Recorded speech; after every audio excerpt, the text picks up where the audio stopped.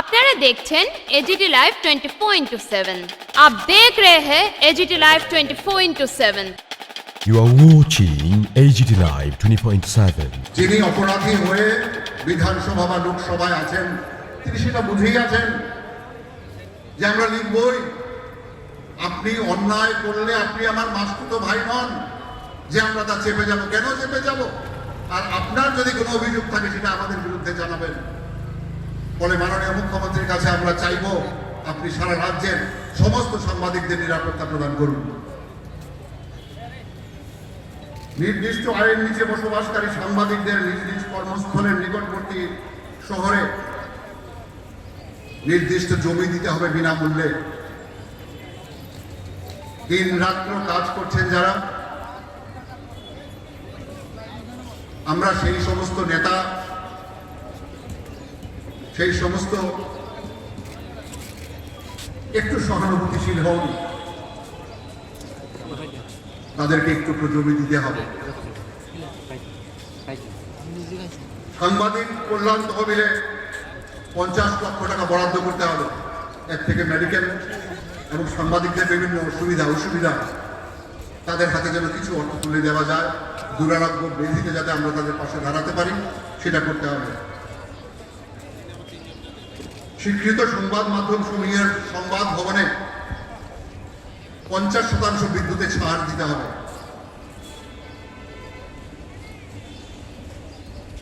স্বীকৃত সংবাদ মাধ্যম, প্রিন্ট, পোর্টাল, অডিও ভিজুয়ালের বিজ্ঞাপনের হার ও মূল্য দ্বিগুণ বৃদ্ধি করতে হবে। প্রাইস ইন্ডেক্স অনুযায়ী দীর্ঘদিন ধরে সুবন্ধা বলেছেন ডিটেলস মূল্য বৃদ্ধি হয়নি, সেই মূল্য বৃদ্ধি করতে হবে।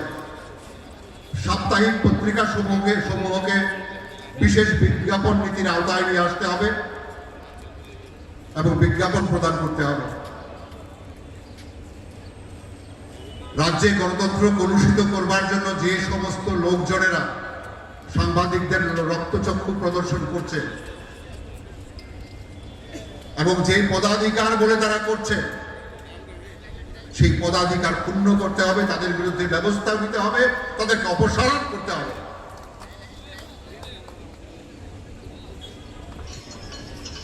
বিভিন্ন অসামাজিক এবং অপরাধমূলক কাজে অভিযুক্ত শাসক দলের 2 বিধায়ক শ্রী রামপ্রসাদ পাল ও শ্রী রঞ্জিত দেববর্মা কমার্স ধরে সাংবিধানিক ক্ষমতার জোরে নিজেদের কদর্য অতীত ধামাচাপা দিতে বরিষ্ঠ সাংবাদিক ও সম্পাদকের উপর যে অনৈতিক প্রশাসনিক চাপ সৃষ্টি করে সংবাদ মাধ্যম সরকারকে বেকায়দায় ফেলার চেষ্টা করছে, তাদের বিরুদ্ধে ব্যবস্থা নিতে হবে।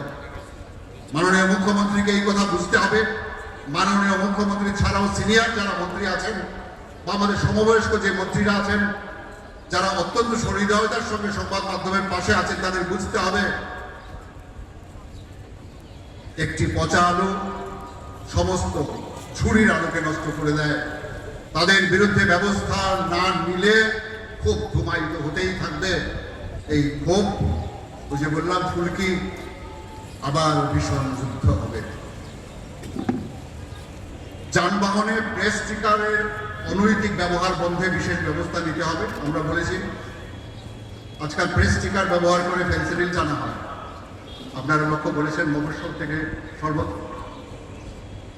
জেলা স্তরে এডিসি এলাকাতে যেখানে ঘুপচি আছে সেখানে প্রেস স্টিকার লাগিয়ে গাড়ি ঢুকে যাচ্ছে। এর বিরুদ্ধে ব্যবস্থা নিতে হবে। প্রেস স্টিকার সুনির্দিষ্ট করতে হবে কারা পাবেন কারা পাবেন না, তার জন্য সম্পাদকরা দায়ী থাকবেন। সম্পাদকের সঙ্গে কথা বলে কার পত্রিকায় কতগুলি প্রেস স্টিকার লাগবে সে অনুযায়ী ব্যবস্থা করতে হবে। সমস্ত দায়িত্ব থাকবে সম্পাদকের উপর।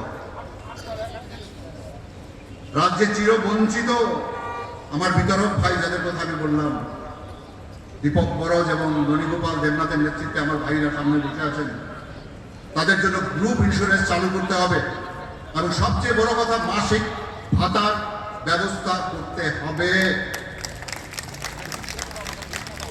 আর কেউ না পাক সংবাদ বিতরকদের মাসিক ভাতা দিতেই হবে।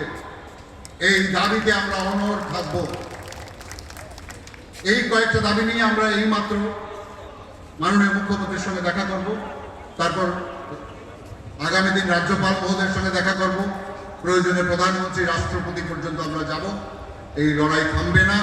আজকে থেকে যে লড়াইয়ের ফুলকি হাওয়ায় ভাসতে শুরু করেছে, আমি জানি এই ফুলকি একদিন দাবানল হবে। এই সংগ্রাম একদিন তার তরুরূপ ত্যাগ করে মহিরূহে পরিণত হবে।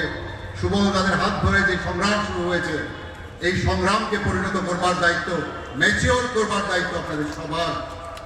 এর আগে একটাই কথা বলবো, আমার সমস্ত ভাইরা, সাহস হারাবেন না, ধৈর্য হারাবেন না, শয়তানদের চক্রান্তে পড়ে নিজেদের মধ্যে বিভাজন করবেন না। ওরা বিভাজন চায়। প্রণব সরকার তার বক্তব্যে বলেছে আপনারা বিভাজিত হবেন না। আমাদের স্বার্থ একটি জায়গায়, আমরা সাংবাদিক। এই জায়গাটাকে ধরে রাখতে গেলে আমাদের ঐক্যবদ্ধ থাকতেই হবে। এই জায়গাটা মাথায় রাখবেন দয়া করে। সবার কাছে আমার এই আবেদন রইল। তার সঙ্গে আমি শেষ করছি একটি বিখ্যাত শ্লোক দিয়ে, একটি হিন্দু শায়রি। ना तू रुकेगा कभी, ना तू रुकेगा कभी, ना तू मुड़ेगा कभी, ना तू थकेगा कभी। कर शपथ, कर शपथ, कर शपथ। अग्निपथ, अग्निपथ। ये न्यूज कंटेंट देखने के लिए शुक्रिया। अगर आपका कोई सुझाव है तो हमें कमेंट कीजिए, सब्सक्राइब कीजिए AGT Live 24/7। Thanks for watching AGT Live 24/7.